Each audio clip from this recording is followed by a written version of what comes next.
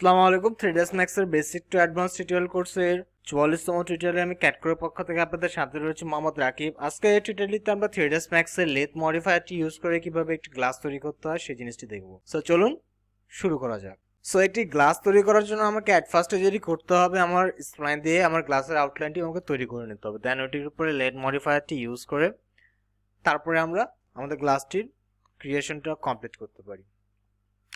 So আমি simply যেটি করব, আমার ফ্রন্ট ভিউতে বা ফ্রন্ট ভিউ পোর্টে গিয়ে আমি লাইন নিব। লাইন নিয়ে সিম্পলি আমার লাইনে ক্লিক করে আমি আমার গ্লাসের যে আউটলাইনটি রয়েছে সেই আউটলাইনটি আমি তৈরি করব। তো সিম্পলি আমি এখান থেকে লাইন ক্লিক করে আমার শিফট চেপে ধরে থাকবো যাতে আমার লাইনটি স্ট্রেট হয়। দেন আমি এটিকে এরকম একটি ডিজায়ার হাইট দিয়ে দেন কিছুটা এরকম একটি শেপে রাখবো। দেন আবার শিফট চেপে ধরে আমি এই লাইনটি তৈরি করব। দেন সিম্পলি জাস্ট এই পয়েন্টে একটি ক্লিক দেব। দেন সিম্পলি এই পয়েন্টে একটি ক্লিক দেব। দেন আবার শিফট চেপে ধরে আমি লাইনটিকে স্ট্রেট করে নেব।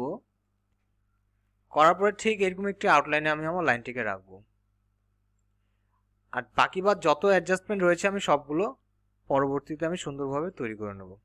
সো সিম্পলি এরকম একটি আকার দেওয়ার পরে আমি জাস্ট এস্কেপ চেপে আমার লাইন থেকে আমি বের হয়ে যাব। বের হওয়ার পরে এখন এটির যে বাকি যে অ্যাডজাস্টমেন্টগুলো সেগুলো আমি ভার্টেক্স পয়েন্ট ধরে ধরে করব। আমি যদি লাইনে চলে যাই, লাইনের ভার্টেক্স পয়েন্টগুলো আমি সিলেক্ট করে সিম্পলি এই দুটি পয়েন্টকে আমি কিছুটা বাড়িয়ে দেব। বাড়িয়ে দেওয়ার পর আমি যেটি করব, এটিকে আমি এই অংশগুলোকে আমি ফিলেট করে দেব। ঠিক এই অংশটিকে আমি সিলেক্ট করে এই ভার্টেক্স পয়েন্টটিকে আমি সিলেক্ট করে আমি নিচে চলে আসব। নিচে একটি অপশন রয়েছে, সেটির নাম হলো ফিলেট। সো আমি ফিলেট অপশনটি সিলেক্ট করে আমি সিম্পলি এই অংশটিকে আমি ফিলেট করে দেবো। দেন এই দুটি পয়েন্ট ধরে আমি সিম্পলি এই দুটি পয়েন্টকে আমি ফিলেট করে দেবো কিছুটা এরকম। দেন ঠিক এই পয়েন্টটিকে ধরে আমি সুন্দর করে ফিলেট করে দেবো। এই দুটি পয়েন্টকেও সিলেক্ট করে আমি সুন্দর করে ফিলেট করে দেবো। এরকম একটি রেজাল্ট আমি পেতে চলছি। এই দুটি পয়েন্টকে ধরেও আমি সুন্দর করে ফিলেট করে দেবো। ফিলেট করার পর আমি যেটি করব, সিম্পলি আমার ফিলেট অপশন থেকে বের হয়ে আমার ভার্টেক্স অপশনটি অফ করে মডিফায়ার লিস্ট থেকে আমি লেথ যে মডিফায়ারটি রয়েছে সেই লেথ মডিফায়ারটি আমি আমার গ্লাসটির উপরে অ্যাপ্লাই করব। অ্যাপ্লাই করার পরে ঠিক এটির অ্যালাইনটি রাখবো আমি মিডিল।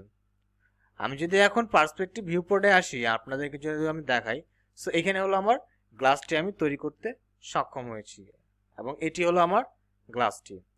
আর এটির উপর যদি আমি সিম্পল কিছু ম্যাটেরিয়ালস অ্যাপ্লাই করি তাহলে এটি আরও বেশি রিয়েলিস্টিক দেখাবে। সো আমি ম্যাটেরিয়াল স্লট নিয়ে সেখান থেকে এটির অপাসিটিটা আমি সাম অ্যারাউন্ড 21 করে দিলাম।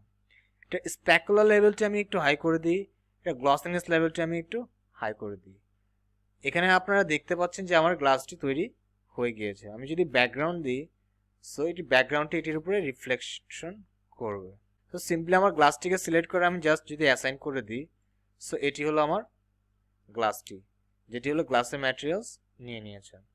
সো এর মাধ্যমে আমরা খুবই ইজিলি এবং খুবই তাড়াতাড়ি লেথ মডিফায়ারটি ইউজ করে আমরা ম্যাজিকের মাধ্যমে যে কোনো একটি অবজেক্ট আমরা তৈরি করে নিতে পারি। এর মাধ্যমে আমরা প্লেটও তৈরি করতে পারি, মগ তৈরি করতে পারি, কাপ, প্রিজ, এমনকি ভাস, এছাড়া অনেক ধরনের ডেকোরেটিভ আইটেম আমরা তৈরি করতে পারি। সো আজকের টিউটোরিয়ালটি এ পর্যন্তই। পরের টিউটোরিয়ালগুলো দেখার আমন্ত্রণ জানিয়ে আমি আজকের মতন এখানে বিদায় নিচ্ছি। সেই পর্যন্ত আপনারা সকলেই ভালো থাকবেন, সুস্থ থাকবেন এবং ক্যাটকোরের সাথেই থাকবেন। আসসালামু আলাইকুম।